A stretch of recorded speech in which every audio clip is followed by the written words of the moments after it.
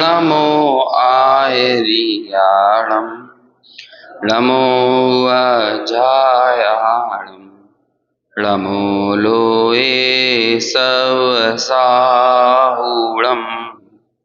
मंगलम भगवान वीरो मंगलम गौतमो गणी मंगलम कुंद कुंदाद्यो जैन धर्मोस्तु मंगलम सर्वमंगल मांगल्यम सर्वकल्याणकारकम प्रधानम सर्वधर्माणां जैनम जयतु शासनम जैनम जयतु शासनम येनात्मा बुध्यतात्मैव परत्वेनैव चापरम् अक्षयानंत बोधाय तस्मै सिद्धात्मने नमः।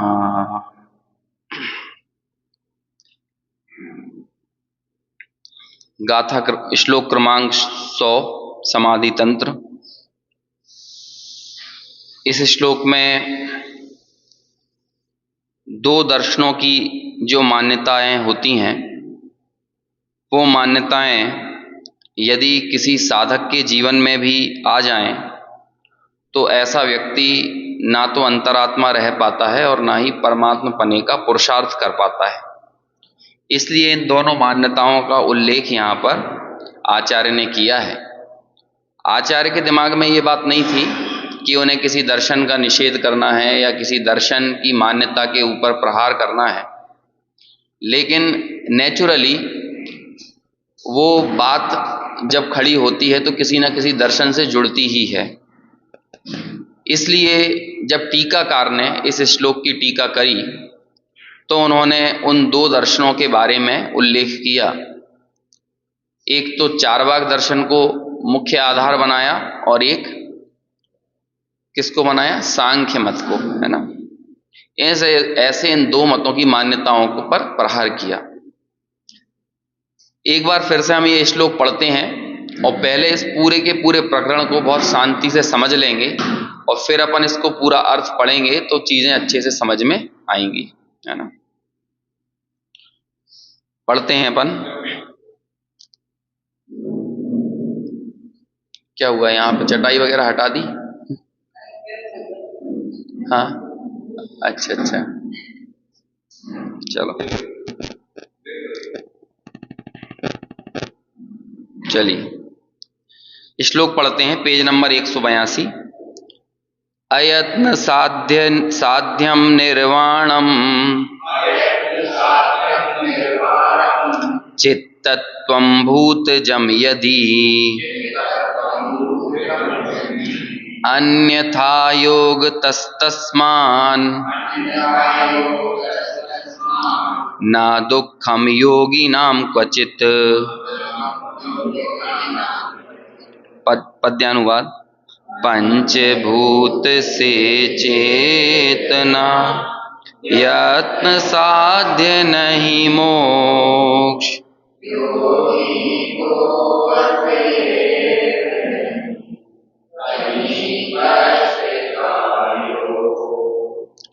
देखो, आचार्य ने मूल श्लोक में एक शब्द ही लिखा है, भूतजम, है ना, भूत से जन्मा हुआ। यहां पर मूल श्लोक को पढ़ने से हमें कहीं पता नहीं चल रहा कि ये भूतजम शब्द सांख्य मत के लिए लिखा है या फिर ये शब्द चारवाक मत के लिए लिखा है। ये तो जब टीकाकार ने इसका अर्थ किया तो उन्होंने ये अर्थ निकाला, है ना। इस पूरे श्लोक का अर्थ समझने के लिए हमें इसके आगे कौन सी बात कही जाने वाली है और इसके पीछे क्या बात कही गई है, जब इन सब रेफरेंस को मिलाकर इस श्लोक को समझेंगे तो ये पूरी बात समझ में आएगी। और ऐसा ही काम टीकाकार ने किया, तब जाकर उन्होंने इसकी टीका लिख पाए, है ना। इसलिए ये थोड़ी सी टेक्निकल है। हम लोगों को ये लगता है कि सीधी सीधी बात आती रहे, आगे पीछे का ना देखना सोचना पड़े तो ज्यादा आसान रहता है, लेकिन इसमें ऐसा काम नहीं चलेगा। भूतजम शब्द, भूतजम यानी होता है भूत से जन्मा। कौन भूत से जन्मा? चित्तत्वम, चेतना भूत से पैदा हुई है। कौन से भूत से? भूत प्रेत वाले भूत से नहीं।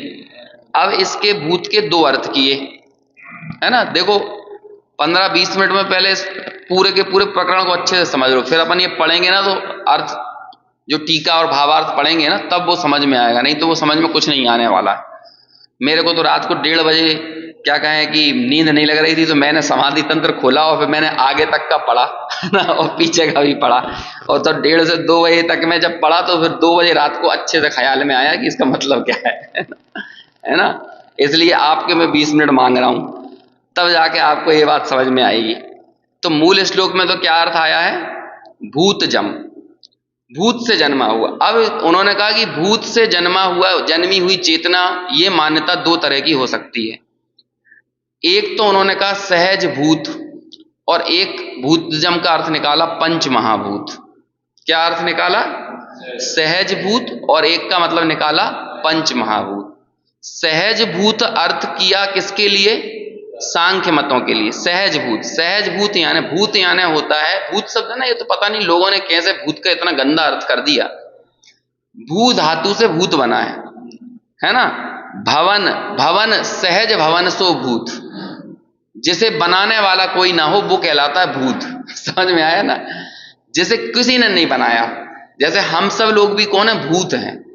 अभी ऐसा बोल दिया जाए तो लोग बात कहने लगे कि पता नहीं ये क्या बोल रहे हो, लेकिन ये रियल बात है।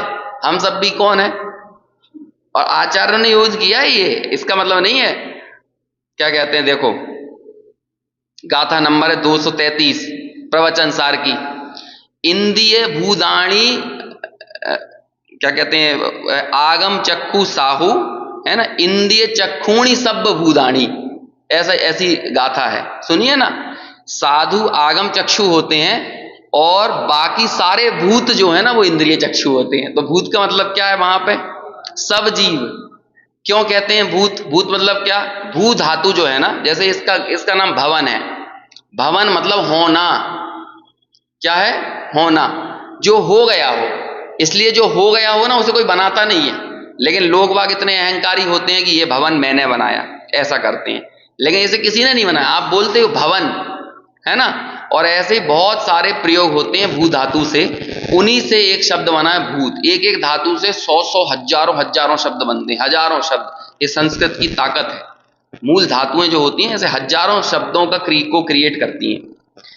तो क्या शब्द है, भूत।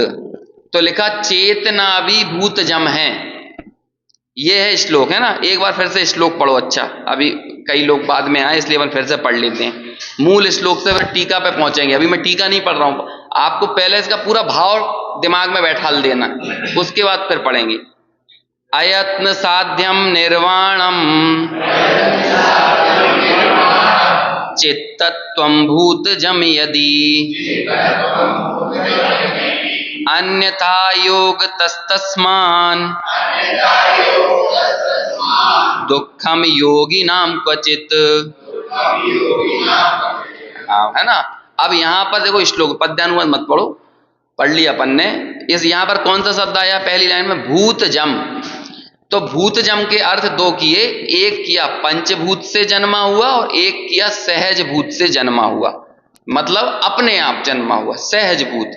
तो पंचभूत से जन्मा हुआ कौन मानते हैं, 4 वाग्मत वाले, और सहज भूत से जन्मा हुआ मतलब अपने आप सहज है वो, तो ऐसा कौन मानते हैं, सांख्य मत वाले। जो ये मानते हैं सर्व था, जिनका ये मत है कि उसमें कोई अशुद्धता आती नहीं है, उसमें उसे कोई बंधन होता नहीं है, सर्व था, ऐसी मान्यता सांख्य मतियों की है। अब यदि आप ये भूत जम चेतना को यदि भूत से जन्मा हुआ मानो, और इन दोनों साइड अलग अलग मान्यताओं को रख लो, यहां मैंने रखी सांख्य मत की मान्यता और यहां मैंने रखी 4 वाग्मत की मान्यता।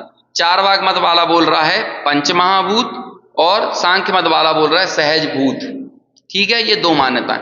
कहते हैं यदि तुम चेतना को इस तरह से उत्पन्न मानोगे, यदि पंच महाभूत से जन्मा मानोगे और सहज भूत मानोगे, तो क्या दिक्कत होगी, मार्ग और मार्ग फल इनका लोप हो जाएगा। मार्ग यानी क्या होता है, मोक्ष का साधन, और मार्ग फल यानी होता है मोक्ष। ठीक है, यदि आप ये मानते हो कि पंच महाभूत से ये शरीर बना है, जैसे ही मरण हुआ और आपके पांचों महाभूत कौन से? पृथ्वी, जल, अग्नि, वायु, है ना, आकाश। ये यहाँ पे चार भूतों को मुख्य लिया है, आकाश को नहीं लिया। पृथ्वी, जल, अग्नि, वायु, इन चार को लिया है। तो ये चारों अपने अपने में बिखर जाएंगे। उसके बाद चेतना की कहीं कोई सत्ता बचेगी नहीं। तो जब चेतना की सत्ता नहीं बची तो वो लोग कौन सी चेतना मोक्ष प्राप्त करेगी? जब बची नहीं ना। तो यदि आपने पंचभूत से जन्मा हुआ आत्मा मान लिया तो किसका लोप हो जाएगा? मार्ग फल का लोप हो जाएगा, मोक्ष का लोप। मोक्ष किसका कराओगे आप? जब बचा ही नहीं है कोई मोक्ष को भोगने वाला, निर्वाण किसका होगा? नहीं हुआ ना। हाँ, तो वही वो सब चीजें आप बताएंगे। आप अभी उनकी बात भी करेंगे। वो यही कह रहे हैं, अभी हम उनकी मान्यता तो समझ लें। वो यही कह रहे हैं कि आत्मा जो है पंचभूत से जन्मा हुआ है। अभी इन सब लोगों की मान्यताओं के आगे चल के निराकरण होंगे 101 नंबर और 102 नंबर की गाथा में, है ना। 102 नंबर की गाथा में ये बताएंगे कि यत्न साध्य मोक्ष है, ठीक है ना।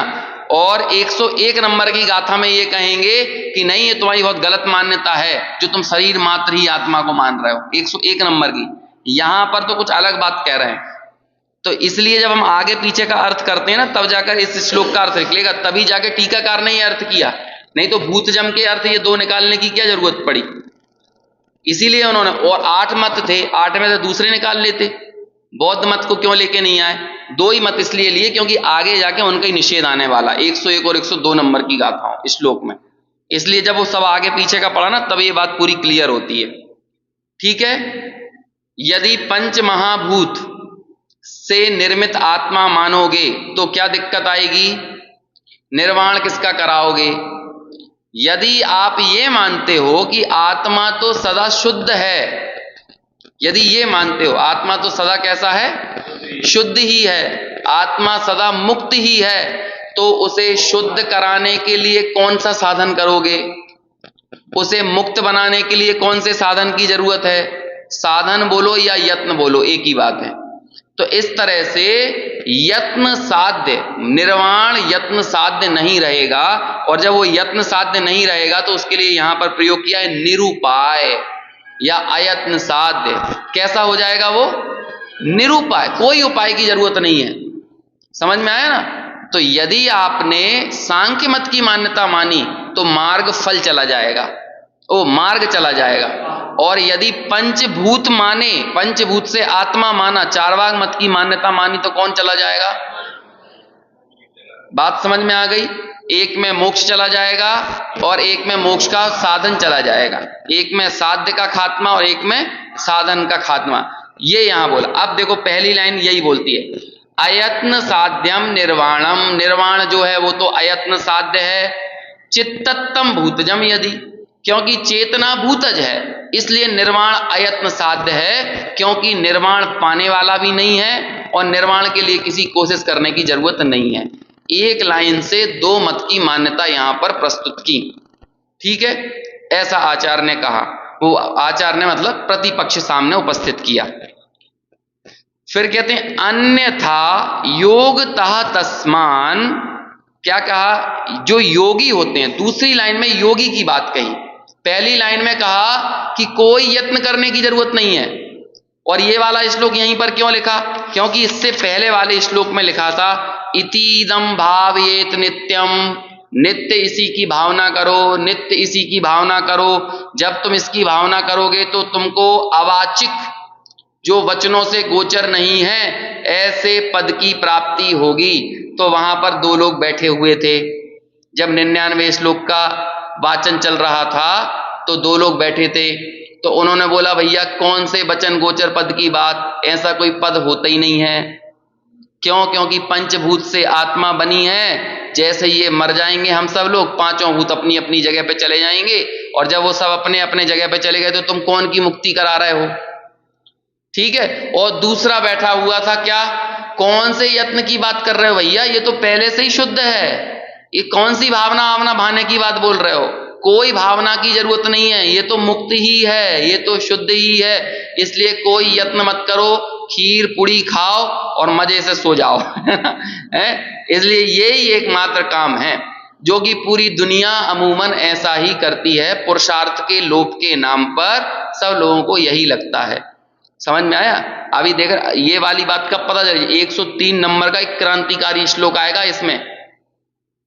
मालूम क्या आप कहेंगे इस श्लोक में? पहले ही आपको बता देता हूं, यहां पर अयत्न, कोई यत्न करने की जरूरत नहीं है, ये बोल रहे हैं। सीधे सीधे लाइनों में ये बोल रहे हैं, कोई मोक्ष वोक्ष के यत्न करने की जरूरत नहीं है। साफ शब्दों में ये बात है बस। हाँ बस, आपको जो समझना समझ लो। वो कह रहे कुछ नहीं है, जो जिसकी जिंदगी चल रही है वैसी जिंदगी जियो। सीधी सीधी बात ये है। इसलिए बोल रहे हैं अयत्न साध्यम। अयत्न साध्यम का मतलब समझे? कोई यत्न करने की जरूरत नहीं है, क्योंकि पहली चीज तो मोक्ष को पाने वाला कोई वस्तु ही नहीं बचेगी, और दूसरी यदि मान्यता करोगे कि यदि वो तुम शुद्ध है, यदि ऐसा मानोगे तो जब शुद्ध ही है तो काय को शुद्ध बनाना। इसलिए कोई यत्न करने की जरूरत नहीं है, जो कर रहे हो वो आप शांति से करते रहो। ठीक है, आप यहां आ जाते हो, सुन लियो तो आपका मनोरंजन हो जाता है, इसलिए आ जाया करें, लेकिन ज्यादा दिमाग लगाने की जरूरत नहीं है। कोई पुरुषार्थ करने की जरूरत नहीं, ये कह रहे हैं, ये कहना चाह रहा है वो। आप अपनी अपनी जिंदगी में जो जिसका कंफर्ट जोन बन गया है, अपने अपने कंफर्ट जोन में रहो। जैसे सोने में मजा आता है वो सो, जैसे खाने में मजा आ रहा है वो खाओ, है ना, जैसे घूमने में मजा आता है वो घूमो, जैसे जाप पाठ करने में मजा आता है जाप पाठ करो। तुम्हारा मन लगता है तो करो, जबरदस्ती करने की जरूरत नहीं है, ये कहना चाह रहा है वो। अब आगे जाके जब 103 104 नंबर का श्लोक पढ़ोगे ना, तब ये बात बोलेंगे कि सुनो, जितने लोग अनुकूलता में ज्ञान अर्जित करते हैं ना, इन सब का ज्ञान प्रतिकूलता में चला जाता है। ये वाली बात कहेंगे। सुख में अर्जित किया गया ज्ञान दुख आने पर सबसे पहले निकल के भागता है। सबसे पहले कौन सी चीज भागेगी निकल के जीवन से? वो ज्ञान भागेगा। जो एसी में और सोफे पे बैठ के आराम से कंफर्ट जोन में यूट्यूब लगा के ग्रहण किया है ना, और करना धरना कुछ नहीं है, सबसे पहले यही ज्ञान निकल के भागेगा। आने दो जरा, थोड़ा सा सर में दर्द होगा ना तो सब निकल जाएगा भेद विज्ञान। ऐसा श्लोक आएगा, और यही का ये श्लोक मोक्ष प्राव्रत में कहा है। जो लोग ये कहते हैं कुछ नहीं करने की जरूरत है, तब वहां पर बोलेंगे कि तप करो, प्रतिकूलताओं में इस आत्मज्ञान को और भेद विज्ञान को संभालने का अभ्यास करो। हमेशा इतना नहीं है। ये क्या है, ये क्या कहते हैं उसे? एक श्लोक आता है, मेरे हिसाब से 138 और 139 नंबर का समय सार में श्लोक है, उसका पद्यानुवाद किया बनारसी दास जी ने, बहुत फेमस पद्यानुवाद है। जो बिनु ज्ञान क्रिया अवगाहे, जो बिनु क्रिया मोक्ष पद चाहे, जो बिनु मोक्ष कहे मैं सुखिया, सो अजान मूढ़न में मुखिया। कौन है वो? वो अज्ञानी है और मूर्खों का सरदार है। कौन है मूर्खों का सरदार? जो बिनु ज्ञान क्रिया अवगाहे। एक तो वो मूर्खों का सरदार है, 3 मूर्खों के सरदार हैं। एक तो वो है जो बिना ज्ञान के क्रियाओं को ओढ़ लेता है। अवगाहे मतलब ओढ़ लेना। भाई हमें सीखना बीखना कुछ नहीं है, हमें तो बोलो करना क्या है, कौन सा व्रत करना है, कौन सा उपास करना है वो बताओ, हमें बाकी और कुछ मत बताओ, भेद विज्ञान तत्व विचार इन सब चीजों को मत बताओ। ठीक है, तो ये मूर्खों का एक सरदार। फिर मूर्खों का दूसरा सरदार इसको प्रतिस्पर्धा देने के लिए आता है। वो कौन है? जो बिनु क्रिया मोक्ष पद चाहे। हाँ अच्छी बात है, सुनाते रहो, 1 घंटा नहीं 2 घंटा सुनाओ, तुम तो 3 घंटा सुनाओ। हमारे डॉक्टर साहब छोटे दादा बोलते थे, हम लोगों को बोलते थे कई बार, पर्सनल बात करें तो, ऐसे समूह में नहीं, कह रहे ज्यादा जरूरत नहीं है, 45 मिनट से ज्यादा किसी को सुनाने की जरूरत नहीं है। अपने गले की भी कदर करो और अपने स्वास्थ्य की भी कदर करो। 45 मिनट ही प्रवचन करना और 2 टाइम से ज्यादा मत करना, चाहे तुम्हें कहीं भी जाना पड़े और 1000 आदमी बैठा हो तब भी मत करना। कह ले जे लोग तो ऐसा ही है, 4-4 घंटा बैठे सुनते रहेंगे। लेकिन तुम अपना ख्याल रखो, है ना, वो ये बोलते थे। कह ले इसलिए अपना ख्याल रखना, ये बात बोलते थे ना, क्योंकि ये सही बात है। कोई लोग कोई याद रहता नहीं है। जब तक अपनी स्वयं की विशुद्धि रहे ना, वो सुनाओ, अपने आप को ऊर्ध्व रख के सुनाओ और खुद सुनते हुए सुनाओ कि हम जो बोल रहे हैं वो मैं खुद भी सुन रहा हूं। ठीक है ना, इसलिए ये बात वो बोलते थे। क्या कहते हैं, पतली नहर का उदाहरण देते थे दादा कि पतली नहर जो होती है ना, वो क्या करती, पहले खुद पानी को सोखती है, फिर पानी आगे बढ़ाती है। और जो बड़ी बड़ी नहरें होती हैं, गुजरात में बन गई हैं, नर्मदा का पानी भलभलाता हुआ आता है, सुबह पानी भरा रहता है, शाम को सूख जाती है। क्यों? क्योंकि वो इसीलिए बनी है, वो पीती नहीं है, और जो धीरे धीरे पी पी कर पानी को आगे बढ़ाती है ना, ऐसे छोटे छोटे से पानी के उद्गम स्थल नर्मदा नदियों में बदल जाते हैं। नर्मदा के उद्गम स्थल को देखोगे तो पता चलेगा तो छोटा सा था, लेकिन वो सोखता गया और फिर पानी को आगे बढ़ाया तो इतनी बड़ी भव्य विशाल नदियां बन जाती हैं, गंगा, सिंधु, नर्मदा जैसी। तो ऐसे ही तत्व प्रचार भी यही होना चाहिए, पीते हुए, सुनते हुए सुनाना, है ना, ये अवगाहन करते हुए, इससे ज्यादा नहीं करना। नहीं तो होगा क्या, बस करना कुछ नहीं है, करना नहीं, ना तो हमें यहां से जाके विचारना है, ना हमें प्रतिकूलताओं में भेद विज्ञान की आदत डालना है, ना अनुकूलता में भेद विज्ञान करना है। सुनेंगे, सुनना पूरी बात है, अनुकूलता में फूल जाना है और प्रतिकूलता में उद्विग्न हो जाना है। बिल्कुल जरा सी प्रतिकूलता आ गई, नुकसान हो गया, घाटा लग गया, और भी शारीरिक प्रतिकूलताएं आ गई, रोग आ गया, ये सब क्या हुआ? अभ्यास नहीं करोगे तो कैसे काम चलेगा? सठ कर्माणि दिने दिने, ये कहा गया है कि नहीं? और उसमें क्या क्या चीजें आती हैं? देव पूजा, गुरु पास्ती, स्वाध्याय, 3 चीजें तो आदमी ने ले ली। इसके बाद भी है ना कुछ, संयम, तप और दान। अब आपको एक कमाल की बात बताता हूं, यदि श्रावक तप ना करे तो श्रावक नहीं, और मुनि तप ना करे तब भी मुनि है। श्रावक के लिए तप कंपलसरी है, मुनि के लिए तप करना कंपलसरी नहीं है। समझ में आया? मुनि राजों के लिए 28 मूल गुणों का पालन कंपलसरी है, व्रत कंपलसरी है। श्रावक के लिए व्रत कंपलसरी नहीं है, तप कंपलसरी है। अब व्रतों में और तपों में क्या अंतर आता है, ये समझो, ये सब आगम में ही है, कहीं पे नहीं है। सठ कर्माणि दिने दिने, स्वाध्याय, संयम, तप और दान, ये है कि नहीं? बोलो, सठ आवश्यक मुनिराज के हैं, उसमें कोई तप का नाम नहीं है तप का नाम। और 28 मूल गुण को पालन करना जरूरी है। समझ में आया? स्वाध्याय जरूरी है मुनिराजों के लिए कदाचित, है ना, लेकिन तप कोई कंपलसरी नहीं। तप उनके लिए है, क्या बोलते हैं उसको, डिजायरेबल। दो तरह की क्वालिफिकेशन होती है, इसेंशियल और डिजायरेबल। इसेंशियल, जब भी अपन फॉर्म भरते हैं तो ये तो कंपलसरी चाहिए, यदि ये नहीं होगी तो फॉर्म भी नहीं भर पाओगे, है ना। कल ज्ञानोदय में बच्चों के इंटरव्यू थे, तो एक लड़का मेरे से पूछता है कि भैया अब हम ग्रेजुएशन हो गई है, अब हमारी नौकरी कैसे, कब तक लगेगी? मैंने कहा भैया अभी तो तुम संगी हुए हो, है ना, समझ में आया? अब तो सम्यक दर्शन का पुरुषार्थ होगा। ग्रेजुएशन तो इसेंशियल क्वालिफिकेशन है, अब जाकर तो तुम पुरुषार्थ करोगे आगे। ये क्या ग्रेजुएशन के बाद तुरंत नौकरी मांगने लगे हो?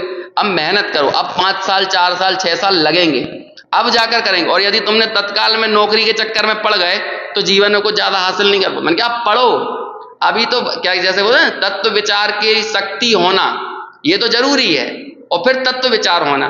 तो ग्रेजुएशन तो संगी हुए, इससे पहले तक तो असंगी थे। समझ में आया? लौकिक भाषा में अपन बोले तो अब तो तुम कुछ कर पाओगे, अब तो कोई एग्जाम दे पाओगे, अब तो तुम कोई भी कंपटीशन एग्जाम जो भी देना अब दे पाओगे, अब कोई MBA वगैरह जो भी कोई पढ़ाई है वो कर पाओगे। मैंने कहा ये क्या बात हुई, ग्रेजुएशन के बाद ही नौकरी मांगने लगे हैं? तो मैंने कहा इसलिए आराम से धैर्य रखो, 5-7 साल लगेंगे, धैर्य के साथ पढ़ोगे सब चीजें। सब दुनिया में ऐसा कोई आदमी नहीं है जिसकी जिंदगी सेट नहीं होती। एक आदमी बता दो जिसकी जिंदगी सेट नहीं हुई है। और यदि आप सेट होने की कोई खास परिभाषा मानते हो ना, तो ऐसी जिंदगी किसी की सेट नहीं हुई आज तक, अंबानी की भी नहीं है। यदि अंबानी की जिंदगी सेट हो गई होती तो शांति से कोने में बैठे होते, तो सेट तो उनकी भी नहीं है, और बिना सेट किसी की रही नहीं है, है ना। इसलिए ज्यादा फ्यूचर को लेकर तनाव नहीं लेना चाहिए, ये नए बच्चों को समझाना चाहिए, और माता पिता को पहले समझना चाहिए। दिमाग में लोड मत दो ज्यादा उनके, मजे करो, जो जिंदगी करना है, बचपना है, मजे करो आराम से, है ना। हर एक दौर को संस्कारों से अपने जीवन में हम मर्यादित जीवन जीना सीख गए ना, यही बहुत बड़ी उपलब्धि रहती है। खैर अभी मैं विषय से भटक जाऊंगा, वापस ट्रैक पे आता हूं। तो दूसरा कौन सा तरीका होता है कि दूसरा मूर्खों का सरदार कौन है? जो बिना क्रिया के मोक्ष चाहता है, बस सुनाते रहो, बाकी हमें कुछ नहीं करना है। और तीसरा मूर्खों का सरदार कौन है? तीसरा मूर्खों का सरदार कि जो बिना मोक्ष के कहता है आई एम फाइन। कौन है? जितने लोग कह रहे हैं सभी कह रहे हैं ना। पंडित भूदरदास जी से पूछा कि साहब सब कुशलता है? तो फिर उन्होंने वो पद बनाया था ना, कौन सा तब है? जेई दिन कटे सोई आयु में अवसी घटे, है ना। दिन दिन बीते जैसे अंजुली में जल है ना। और फिर नैन तेजहीन होत, क्या कहते हैं, यौवन मलिन होत, आयु नित छीन होत, और ऐसा करके पूरा बनाया है उन्होंने कि निरंतर भैया आयु छीन हो रही है, आंखों का चमक जा रही है, मतलब आंखों में दिखना बंद हो रहा है, यौवन जो है वो मलिन होता जा रहा है, मतलब बुढ़ापा नजदीक आता जा रहा है।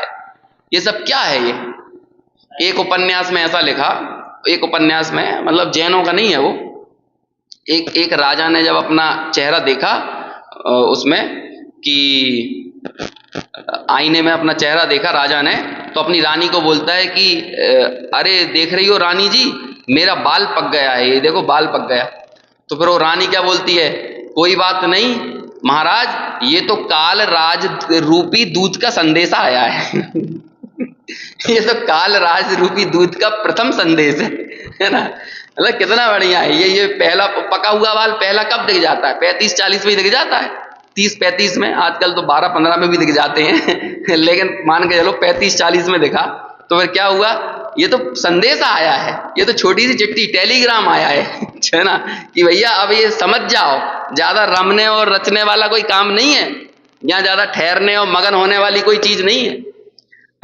लेकिन इसके बाद भी लोगों को क्या लगता है, हम हमारे जीवन में चाहे जैसे जो कुछ भी हैं, वो क्या लगता है, एकदम मस्त है life, I am fine, I am fine, यही लगता है कि नहीं? इन्हें क्या बोल रहे हैं, ये मूर्खों के तीसरे सरदार हैं, और तीनों एक दूसरे को कंपटीशन दे रहे हैं है ना।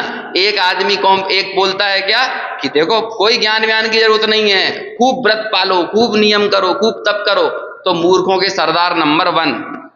दूसरा बोल रहा है कोई करने धरने की जरूरत नहीं है, खूब सुनाए जाओ है ना, कुछ करने से मोक्ष नहीं होता है, कोई संयम वयम पालने की जरूरत नहीं है, ये मूर्खों के सरदार नंबर 2। और तीसरा तो सबसे स्पेशल है, ना उसे सुनना है ना उसे करना है, वो तो ऑलरेडी ये बोल रहा है जिंदगी में कहीं कोई कमी नहीं है। यदि कोई आदमी वैराग्य के मार्ग पे चला जाए तो यही पूछते भैया कमी क्या थी, है ना। यदि हम और आप में से कोई व्यक्ति मान के चलो विवाह ना करने का निर्णय ले, तो क्यों, क्या दिक्कत है?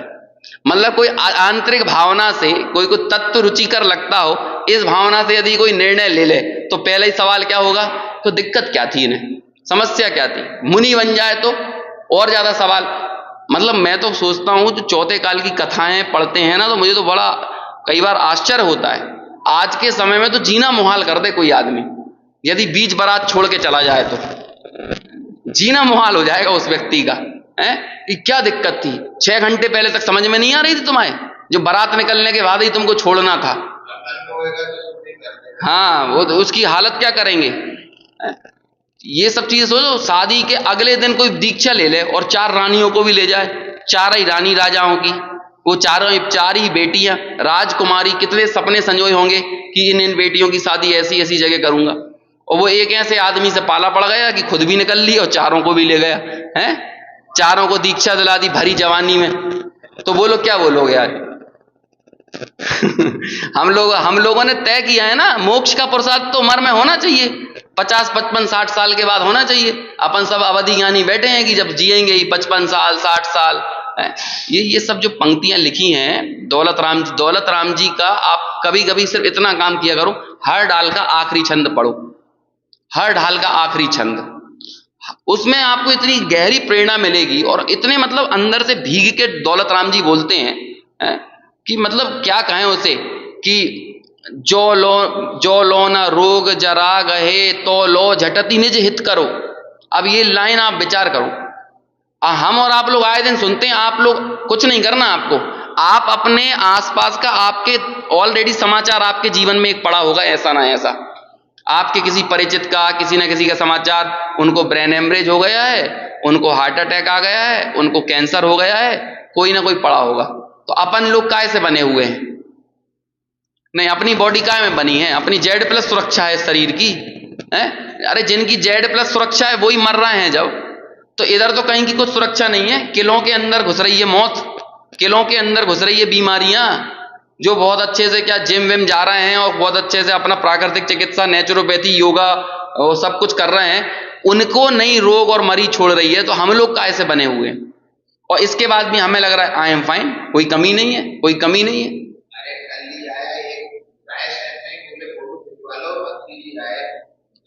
बोलो फोटो खिंचवा लो, कल का कोई भरोसा नहीं है, अपन में से फोन चला जाए और कितनी कहने के बाद 5 मिनट बाद फोटो आ गया हो। अब ऐसे तो कितने, आप तो अखबार उठा के पढ़ लो तो आपको सब चीजें मिल जाएंगी। 5 मिनट बाद वहीं कोई वो बदली की गाड़ी में जाके कह सकते।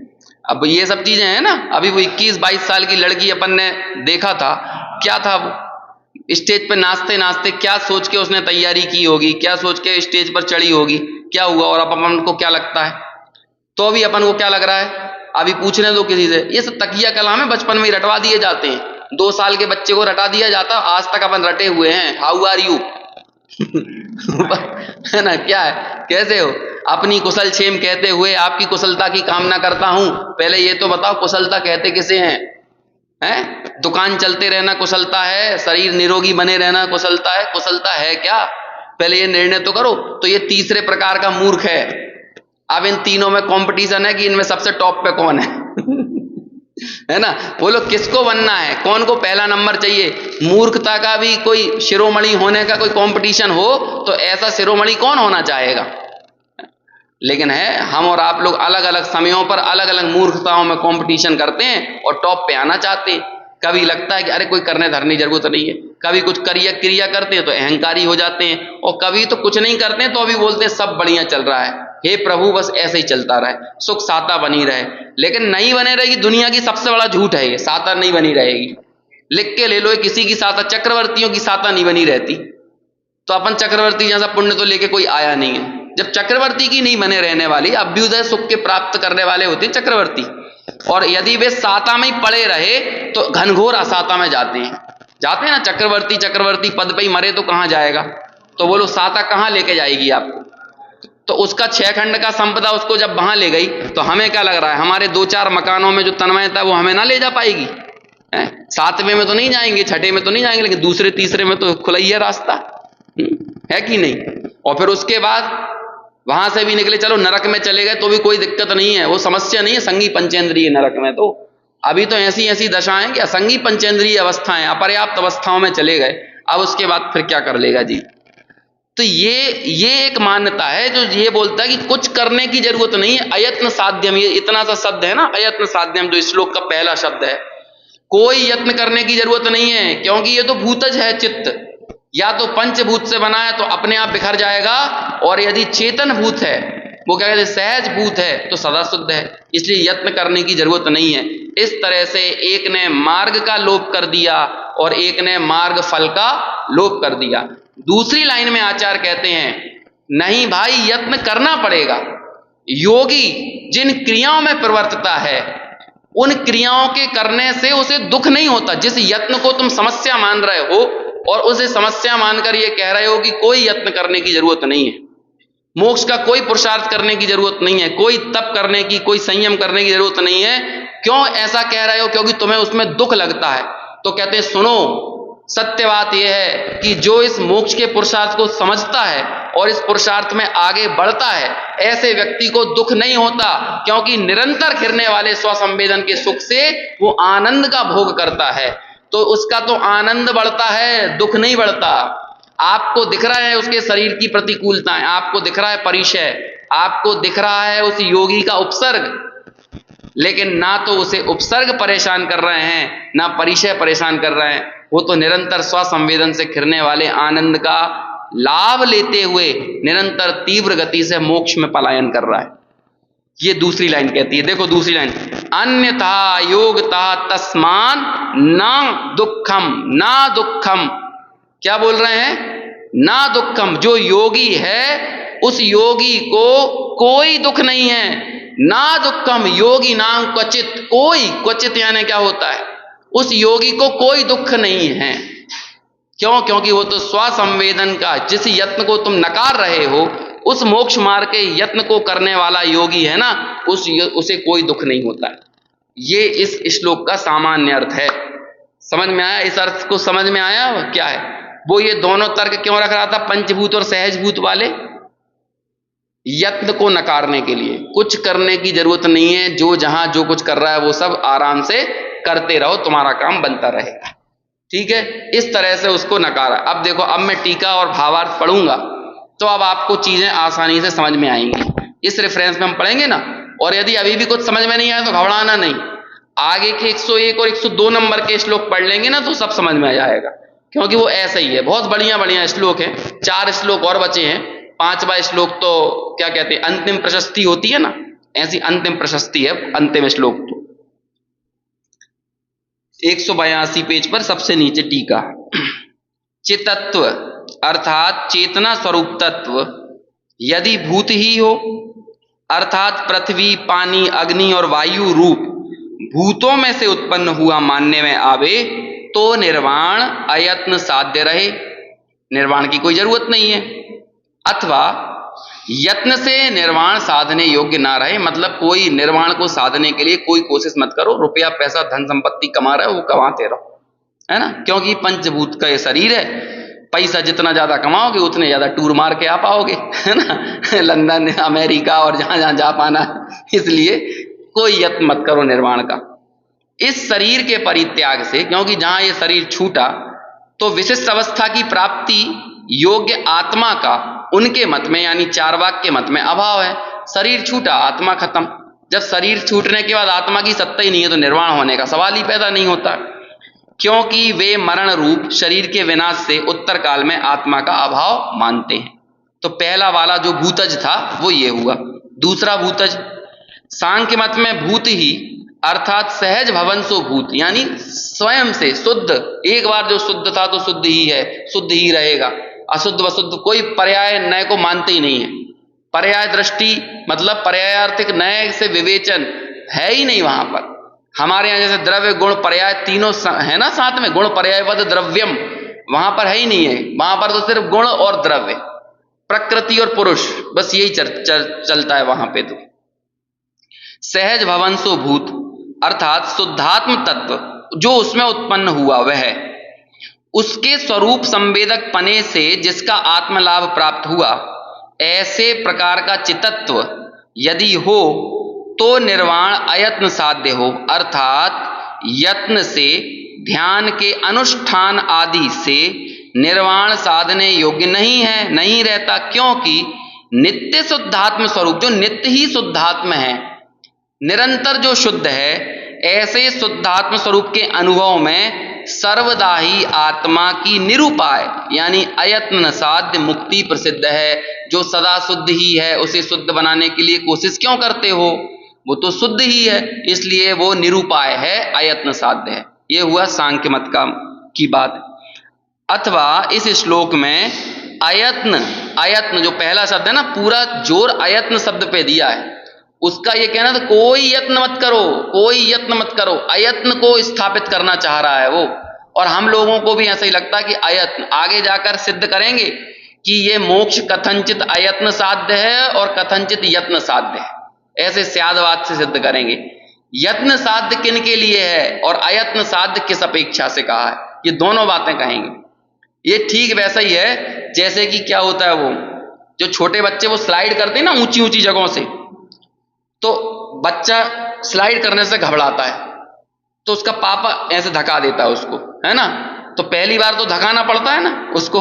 तो ये पहले यदि पापा ने धक्काया तो इसे बोलते हैं, इसे समय सार की भाषा में कहा गया है, क्या कहते हैं, एक होता है स्वयं बुद्ध और एक होता है बोधित बुद्ध। बोधित बुद्ध यानी होता है जिसे कोई समझाए तो समझ जाए, और स्वयं बुद्ध यानी होता है खुद से समझ जाए। तो या तो कोई धक्का दे तो बोधित बुद्ध हुआ, तो इसे बोलेंगे बोधित बुद्ध यत्न, ठीक है।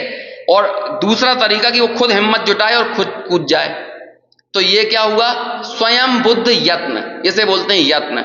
अच्छा ठीक है, उसने वो स्लाइड पर कूदने की मेहनत की, लेकिन नीचे जाने की क्या मेहनत की बोलो, नीचे जाने की क्या मेहनत की, तो उसका जो जंप लगाना था ना पहला, यहां तक तो था यत्न साध, लेकिन नीचे जाना वो कैसे हो गया, अयत्न साध। ऐसे ही आप तत्व विचार तत्व निर्णय रूप पुरुषार्थ में उपयोग लगाओ, जब तक वो तत्व विचार तत्व निर्णय की धारा चल रही तब तक है मोक्ष यत्न साध्य, और जहां पर वो कर्ण लब्धि में प्रवेश हो गया उसके बाद सब हो जाता है अयत्न साध्य। लेकिन ऐसे है वो कथनचित यत्न साध्य और कथनचित अयत्न साध, और हम चारों तरफ से मिथ्यात्व से घिरे रहें और बोले कछु करने की जरूरत नहीं है, ऐसे बोलते रहें, तो ये काम नहीं चलेगा। ये जैनागम नहीं है, ये जैनागम का स्यादवाद नहीं है, जैनागम को सही मायने में सही ढंग से समझने की जरूरत है, तब जाकर ये बात समझ में आएगी। तो यहां पर वो अयत्न साध्य का जो एक पक्षी था ना, जो बहिरात्म पने में आनंदित था और उस मोक्ष को अयत्न साध्य अयत्न साध्य अयत्न साध्य कह रहा था ना, उसकी खबर ले रहे हैं आचार्य, और अगले 4 श्लोकों तक लेंगे। अंत में ये कहेंगे कि कोशिश करो, अब सब कुछ झोंक दो जीवन का, अब यहां पर ज्यादा टाइम लेने की जरूरत नहीं है। ये धारा चल रही है कि नहीं 24 घंटे, आपकी आंखों की नींद हराम हो रही है कि नहीं, एक आध दिन ऐसा लगता है कि नहीं ये दिन बिना विचार के कैसे चला गया है, ये उपयोग तत्व निर्णय तत्व विचार में क्यों नहीं लग गया, ये लगना चाहिए। यदि अगले दिन मेहमान आने वाले हों तो रात में नींद नहीं आए, दूध खत्म हो गया हो तो अगले दिन चाय कैसे बनेगी इसकी चिंता हो जाएगी कि सुबह मेहमान आएंगे, तो लेडीज को नींद नहीं आती कि नहीं, महिलाओं को जो रसोई को संभाल रहे हो तो है, सब्जी नहीं हो और सुबह से मेहमान आके धमक जाए, फल वगैरह ना हो उनके सामने लगाने के लिए, तो नींद आना बंद हो जाती है। कभी ऐसा लगता है कि ऐसे ही बिना तत्व विचार के पर्याय क्षण क्षण बीती जा रही है और एक झटका अटैक आ जाए, तो ये जितना अनुकूलता में अर्जित किया गया ज्ञान है ना, ये प्रतिकूलता में भाग लेगा सबसे पहले ये कह रहे हैं। अगला एक श्लोक आएगा 104 नंबर का। इसलिए तप करना जो है ना, तप मतलब निरंतर इच्छाओं का निरोध करना, निरंतर अपने स्वरूप में तपना, स्वरूप की खबर रखना, ये भी एक तप है। स्वाध्याय भी एक तप है, तत्व विचार भी एक तप है, समझ में? स्वाध्याय परमम तपः, है ना। एक तो क्या, एक इतना बढ़िया श्लोक आता है, बारस विहम्मी यतवो सभ्यंतर बाहिरे कुशल दिट्ठे, है ना, मूलाचार की गाथा है ये। क्या कहा पहली लाइन पर, बारस विहम्मी यतवो सभ्यंतर बाहिरे कुशल दिट्ठो, है ना, णवि अत्थि ण हो हदि सज्जाय समम तवम कुज्जम। आखिरी एक शब्द कुछ भूल गया, दूसरा क्या मतलब हुआ इसका, बारस विहम्मी यतवो, 12 प्रकार के तप कहे हैं, अभ्यंतर सभ्यंतर बहि बाहिरो कुशल दिट्ठे, कुशल दृष्टि वाले मतलब गणधरों ने 12 प्रकार के तप कहे हैं, अंतरंग और बहिरंग, ऐसे 12 तप कहे हैं। लेकिन इनमें णवियत्थि ना है, णा हो हदि ना होएगा, क्या नहीं है और क्या होगा, सज्जाय समम तवम कुज्जम, कि स्वाध्याय के समान तप ना है और ना होगा, ये भी तप है। लेकिन ये पद्धति बुद्धि से पढ़ लेना मात्र तप नहीं है, ये जो स्वाध्याय की धारा तत्व विचार रूप से परिणत हो रही है ना, निरंतर जो वेद विज्ञान की धारा चल रही है, ये है। क्योंकि जब हम स्वाध्याय करते हुए तत्व विचार करते हैं, बोलो तब इच्छाएं रहती हैं कि नहीं, तब इच्छाएं रहेंगी आपकी, तब आपको लगेगा एक तरफ आपका तत्व विचार चल रहा है और दूसरी तरफ ये भी चल रहा है कौन सी गाड़ी खरीदें, अब कौन सा मोबाइल फोन नया आने वाला है, कि एसी की हवा कूलर चल, ये ऐसे विचार आएगा तत्व विचार के काल में। तो जब ये जीव तत्व विचार में परिणत होता है तो इच्छाओं का निरोध स्वयं हो जाता है।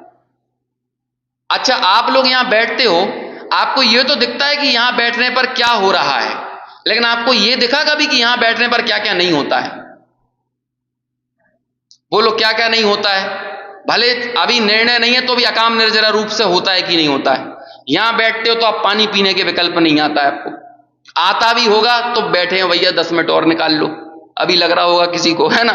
यहां बैठते होगे तो थोड़ी देर लगता होगा कि चलो मोबाइल फोन साइड में ही पड़ा रहने दो, विकल्प भले आ जाए, लेकिन जबरदस्ती में लोक लाज बस चाहे कैसे भी मोबाइल उठाने से बचो, तो कम से कम क्या हुआ है, अकाम निर्जरा हो रही है कि नहीं है? और भी कितनी चीज, गुस्सा नहीं कर रहा है, मान नहीं कर रहा है, और कोई दूसरा विकल्प नहीं आ रहा, ईर्ष्या नहीं कर रहा है, मन में भले भाव पड़े हों, लेकिन अभी देखो अकाम निर्जरा रूप से तो हो रहा है कि नहीं। अब ऐसी बोलो कितनी चीजें हो जाती हैं, अनावश्यक शोक नहीं होता, अनावश्यक हास्य नहीं होता, रति नहीं होता, वेद नहीं होता, कितनी चीजें, कई चीजें स्वयं होती हैं, कई बुद्धिपूर्वक हम रोक के रखते हैं कि भाई थोड़ी देर रोको, या फिर मन में ऐसा कोई विचार आ जाए, अरे मैं ये क्या कर रहा हूं, तुरंत ख्याल आया तो तुरंत कहते हैं अरे स्वाध्याय में बैठ के ऐसा विचार कैसे आ रहा है। बोलो कितनी चीजें नहीं होती। जब आप यहां पर पद्धति बुद्धि से सुनते मात्र हो, इतनी चीजों से बच जाते हो, जब आप ईमानदारी से तत्व विचार करोगे तो स्वयमेव इच्छाओं का निरोध होगा। इसका नाम तप है, ये इच्छाओं का निरोध। और ऐसा इच्छाओं का निरोध श्रावक को हर दिन करना पड़ता है, हर दिन करना चाहिए, क्योंकि मुनिराज तो 3 कसाय चौकड़ी के अभाव रूप वैसे ही आनंदित हैं, लेकिन हम और आपके लिए आनंद का एकमात्र कारण है तत्वज्ञान, और कुछ नहीं है। यही तत्वज्ञान फलीभूत होता जाएगा तो मोक्ष मार्ग उन्नत होता चला जाएगा। समझ में आया? ये अयत्न साध्य के ऊपर ये सब प्रहार है। चलो समय हो गया, लेकिन ये पढ़ लेते हैं, टीका पढ़ लें।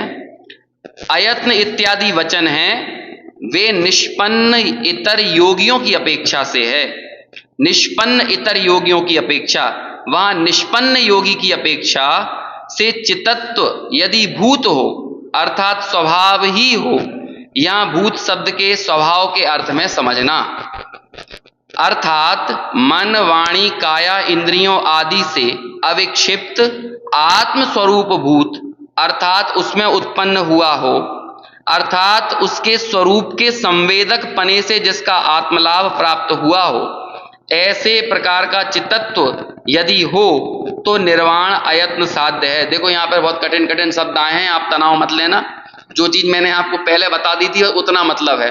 वो कह रहे हैं कि जब ये सहज भूत सहज शुद्ध है तो इसके लिए शुद्ध बनाने का कोई यत्न करने की जरूरत नहीं है, क्योंकि जब शुद्ध ही है तो इसको अनुभव करते रहो, है ना। पर्याय में पड़े पड़े द्रव्य का अनुभव करते रहो, पड़े पर्याय के भीतर हैं, पर्याय में मगन है और कह रहे हैं हम द्रव्य का अनुभव कर रहे हैं। तो इसे यहां पर कह रहे हैं कि ऐसे चित्तत्व यदि हो तो निर्वाण अयत्न साध्य है, क्योंकि वैसे प्रकार के आत्मस्वरूप का अनुभव करने वाले के कर्म बंध का अभाव होने से निर्वाण बिना प्रयास के सिद्ध है, ऐसा सांख्य मत के लोग मानते हैं। अथवा अब देखो, अब प्रारब्ध योगी है ना, मतलब जो योगी है उसका जीवन कैसा है। अन्य प्रकार से प्रारब्ध योगी की अपेक्षा से निष्पन्न योगी और प्रारब्ध योगी दो कथन का है। निष्पन्न योगी जो है कि जो अभी योग वियोग में कोई निष्पन्न नहीं, लेकिन प्रारब्ध योगी जो कि ये भी योग में तत्पर हो रहा है, ऐसे प्रारब्ध योगी की अपेक्षा से भूत ही चित्तत्व ना हो तो योग द्वारा स्वरूप संवेदनात्मक चित्तवृत्ति के निरोध के प्रकर्ष अभ्यास से निर्वाण होता है। कैसे निर्वाण होता है? चित्त निरोध, चित्तवृत्ति की निरोध, मन वचन काय योग की चंचलता का निरोध, चित्तवृत्ति चित्त की चंचलता की वृत्ति का निरोध। और ये निरोध कैसे होता है? स्वरूप संवेदन से। जब आप स्वरूप संवेदन में झुकते हो तो चित्तवृत्ति का निरोध होता है, और इसका बारंबार अभ्यास। अभी अभ्यास शब्द कैसे आ गया? 99 नंबर के श्लोक में था ना, भावेत नित्यम शुद्धम, है ना। जो नित्य अपने शुद्धात्म तत्व की भावना करता है, उपासना करता है, भिन्न उपासना और अभिन्न उपासना करता है, तो इस उपासना के नित्य अभ्यास से ये जीव वो अवचनातीत वचन से अगोचर पद को पा लेता है। इसलिए क्वचित भी, मतलब किसी अवस्था विशेष में, अर्थात दुर्धर अनुष्ठान में। अब वो कितना ही दुर्धर क्या मतलब क्या होता है? जिसे धारण करना आसान ना हो वो होता है दुर्धर। अनुष्ठान यानी ऐसा तप, ऐसा आचरण कि पर्वतों पर चले जाएं। आतापन योग तप होता है एक। अभी ये 45 डिग्री टेम्परेचर हमारे जमीन पर है, बोलो पर्वतों की सिराओं पर कितना टेम्परेचर होगा? लगभग 5-6 डिग्री और ऊपर चला जाएगा। उस 5-6 डिग्री और ऊपर में 51-52 डिग्री टेम्परेचर में मुनिराज दुर्धर तप करें, उसे बोलते हैं दुर्धर अनुष्ठान। ऐसा तप करने पर, अथवा छेदन भेदन में शरीर काट दिया और उसमें नमक भर दिया, ऐसे छील दिया है शरीर और नमक भर दिया, ऐसे छेदन भेदन कर दिया। हाथ काट दिया, छेदन भेदन, ऐसा उपसर्ग हो गया है। छेदन भेदन आदि में योगियों को क्या बोल रहे हैं? दुख नहीं होता। तुम उससे इसलिए बचना चाह रहे थे प्रयत्न से क्योंकि तुम्हें दुख लग रहा था। आचार्य सिद्ध कर रहे हैं, अरे दुख नहीं है, एक बार आत्म भावना करो, समझो ये चीज। क्योंकि यदि हम इस प्रयास में दुख मानेंगे तो कभी ये पुरुषार्थ नहीं करेंगे। और हम सब लोग अपनी छाती पे हाथ रख के विचार करें, हम क्यों मोक्ष मार्ग में आगे नहीं बढ़ते? हम दिल से इसे दुख का मार्ग मानते हैं। आप भले यहां बैठ के हम कुछ भी कहते रहें कि ये सुख का मार्ग, लेकिन दिल में क्या लगता है? अरे भैया कैसे गर्मी के दुख सहेंगे, हमसे तो यहाँ बिना पंखा के नहीं रहा जाता, बिना एसी के नहीं रहा जाता, हम क्या जाके तपस्या करेंगे, कैसे जमीन पे सोएंगे, हमें बिना तकिया के नींद नहीं आती। सब ऐसी 50 समस्या गिना देंगे अपन। यही मान्यता है ना मोक्ष मार्ग के पुरुषार्थ ना करने में। आचार्य ताकत दे रहे हैं, निर्ग्रंथ दिगंबर मुनि हमें ताकत दे रहे हैं, भैया ये दुख नहीं है। स्वरूप संवेदन के आनंद के कारण वो आनंद उठाता है, वो दुखी नहीं होता है। उसका शरीर काट के फेंक दो तो भी उसे दुख नहीं होता है। क्यों? क्योंकि स्वरूप का संचेतन है। क्योंकि देखो आगे कितना अच्छी लाइन, क्योंकि आनंदात्मक स्वरूप के संवेदन में उनको उनसे उत्पन्न यानी परिसय से, उपसर्ग से, छेदन वेदन से, इन सब से उत्पन्न होते हुए दुख के वेदन का अभाव है। ऐसा है स्वरूप संवेदनात्मक चित्त वृत्ति का निरोध। एक बार स्वरूप के प्रति झुकाव तो लाओ, एक बार मैं आत्मा हूं इस निर्णय के साथ जीवन जीना सीखो, और इस चित्त में, इस चैतन्य में एक बार तन्मयता प्राप्त करो, तो आप ये पाओगे कि जो यत्न आप दुख के कारण नहीं करना चाह रहे थे, उस यत्न में आपको कोई समस्या नहीं लगेगी। वो एकदम सहज क्रिया जैसा भासित होगा, और उसे करते हुए भी निरंतर आनंद का संचार इस जीव के जीवन में होगा। ऐसे यहाँ पर अयत्न साध्य कहने वाले जीव के प्रति निषेध करते हुए उसकी मान्यता का आचार्य ने वर्णन किया। इसके भावार्थ को आगे कल पढ़ के फिर आगे की चर्चा अपन करें।